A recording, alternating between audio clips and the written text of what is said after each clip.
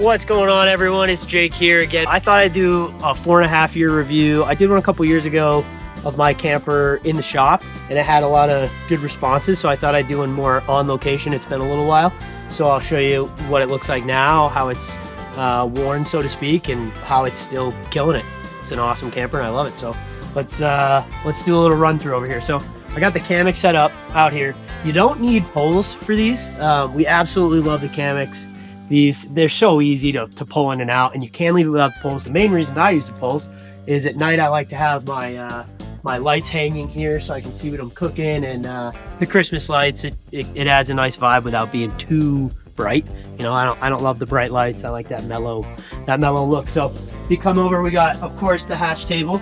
We've got our hatch table with the stove. I got the camera gear out right now. I really don't use any other tables over here because this is more than enough space, and I really hate carrying those other like Lifetime tables. They always seem to melt when I cook on them. So since I've had this camper, again, I do not carry any other tables. This is my main table. Behind there, you can see I usually have my propane tank, which is where I hook up my propane for my stove. But right now I forgot to fill it, so I have these spare little green ones that I keep in this case.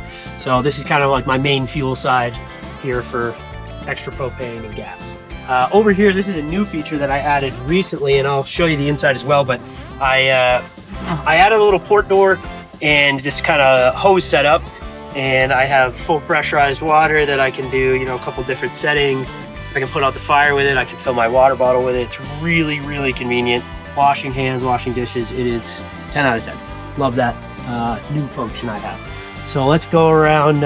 Connor, if you want to swing out here so they can kind of get the full layout here so you can see. So this is what I hear a lot of people don't do, or they forget to do, is if you think there's going to be any kind of wind or storms, which we thought there might be last night, there was a little warning of some wind and some storms. So I take the precaution and I do these extra 2 straps. It takes maybe 30 seconds. 2 stakes, 2 straps, done.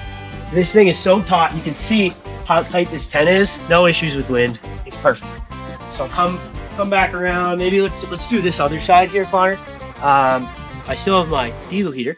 I plan on upgrading to the propane here very soon because it's starting to leak. I didn't get rid of it because it was working well and I didn't feel the need to replace it. Past that, we still have the shower room, axe, shovel mount, and that's kind of what's going on this side. Pretty simple. Let's come back around. Let's come inside, Connor.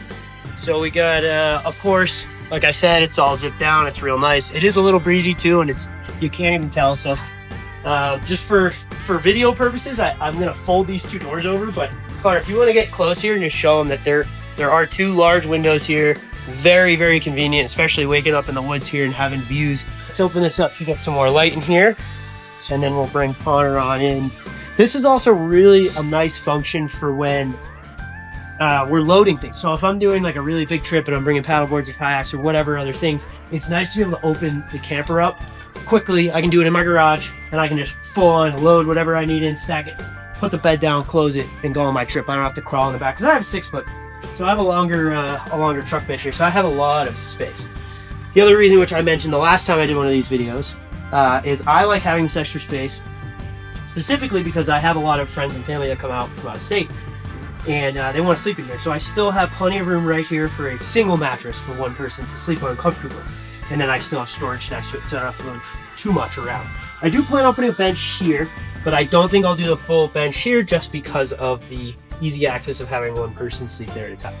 If you look over here, Connor, we still got the same dirt circuit kit that I believe I was running in the last video. I might have upgraded a couple things over here, but yeah, you got your interior lights. This is where I put my water pump actually. So when that flicks on, I got that water pump running. And I got my exterior lights, 12-volt USB, all that kind of fun stuff. We've been in the woods. I've been running the fridge, charging some other devices, and I'm still at 100%. This solar kills it. Probably the best feature that I have in this whole truck is that dirt circuit electrical kit with the, I got the 200 amp hour battery here and the what do you call them? Molly panels. The Molly panels are over it, so I got, extra towels back here. We got 2 extra sleeping bags in case friends need it or I need it. Fishing stuff, a pole. I put a 1000 watt inverter here, and I also have a 400 watt inverter tucked in the corner here for like quick charging and such. Yeah, that was the smaller one. So what else do we got? Okay, so here's the water tank. So I got this from Ironman. This is a 13-gallon water tank. It fills here. So what I do is I open this little port and I use my hose at my house, or outdoor hose, and I hook up a RV water filter. And so I filter the water from the hose into this tank. When it's full, we just cap it off, and I can run this hose that's tucked behind here out through there. I also put a pump behind there that you can't really see. And this is movable. I put these little custom brackets here so I can pull this strap on and out, but this thing does not move. It's heavy enough with the water in it that as long as it's being pushed against the wall, it doesn't jump up and down or jump around. So that's the inside. I have this table. I honestly don't use this a ton. Really only in the winter do I feel the need to absolutely cook inside. The rest of the time it's nice to just cook under the awning. The awning has an extension room as well, so even if the weather's bad, I'm still out there. But it is useful sometimes. See how this works? So that's where my bed was the whole time. You know, I did spend the night up here last night, so Connor, if you want to jump back up and just kind of show them. We got one of the Harker mattresses here. You can see that, and then I actually put a 1.5-inch egg crate on top as well, because I like to be super comfortable. So that plus the pillows, and I don't have to take any of this out other than the blankets. I do throw in a bin. I traded the fact of taking a minute to fold the blankets up for having a thicker mattress. So I take the pillows, I put them here, take the blankets, I put them in a bin, and then I'm done, I can pack up. So that's a matter of minutes. It's easier than a sleeping bag, and I'm ridiculously comfortable. Again, then we get a little loose, push up, and then we're back. You know, give a view of that. Let's see, can we see that? Can you guys see the lake? We're up here in the mountains in Utah, and this is like an unreal spot. We got the paddleboard, you walk right over to the water. It's perfect. So let's do a little on the truck too. Let's jump out. So I don't remember the brand of the bumper, but I did add a rear bumper since that last video. I'll have to put it on the screen. What kind it is, I forget, but it's very high clearance. So another thing that I am in the process of figuring out is a step to get in. Right now I use this igloo cooler. I have a nice big fridge, and usually I have enough room in there, but I tend to just put drinks in here anyway. So that way I have a separate drink cooler. That's all for food, and it's quite a perfect step in and out of the camper. So that works out really well. And because of the low bumper, I have my trailer hitch is really high. So even if I was to put a step out of the trailer hitch, my step is here, so it's kind of not really purposeful. So, oh, mind you, the bins down there, that is where my all my cooking utensils are, chainsaw, emergency equipment. That is where I keep everything, so it's very easy for me to pull those, put them in the back of the truck, pull them out. It's 4 bins. Every single thing I need is in those bins. So that keeps it simple. So we did the rear bumper.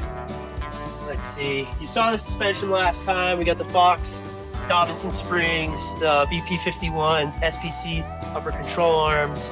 We had the Storm skid plate, local guy in Utah. Skid plates are beefy. They are really thick steel plates, and I have definitely smacked it a few times, and you can barely even tell. We got a custom front bumper here that Joe helped me build. Actually, he built it himself, but it is fantastic. It's fantastic. Added some pod lights to that in the Trail Effects Reflex 12,000 pound winch. Used that a few times. I need to swap this hook out, one of those flat hooks. What else? I think that's really mostly what I've done different. Let's get kind of a wide shot here. So like camper opens right up, doors are already on, you zip them in, you pull the hammock out, you put the poles up, you're done. It looks like a lot, but it's not. That's why I love it. I love having that space. I love having the room to go in there. If it does end up raining, it's a little cloudy right now, Connor and I can go in the back of the truck and play some cards. We have plenty of room to sit around. I really like having that extra space. I've had the option to switch to an EXO, and personally I decided not to. I think they're a great camper. Obviously we use the same materials, the quality is the same, but I prefer the extra space. Some people don't, nothing wrong with that. The camper itself, everything looks great. For 4.5 years of me keeping this outside, wheeling hard with it, I've done some pretty insane trails. I don't drive it very slow on the rough trails, and no damage at all whatsoever has occurred to my camper. You know, I have friends with other campers, they have their aluminum frames and they've had rivets pop out, they've had the campers bend and then they can't get them back, so they have to take them off and rebend them. So I personally love the fact that it's still super light, but it is steel, because again, I've had nothing to break on this camper. Can't say enough good things about it, because I truly do push the limits of what I should probably be doing with a long bed Tacoma, but that's part of the fun. That's how we get to the spots like this. I think I covered everything on it. Yeah, otherwise this is my camp, this is my camper. If you guys want to see more details or have questions on it, fire away, I'm happy to answer them. So thanks for checking it out, and hopefully you guys are interested in getting one too.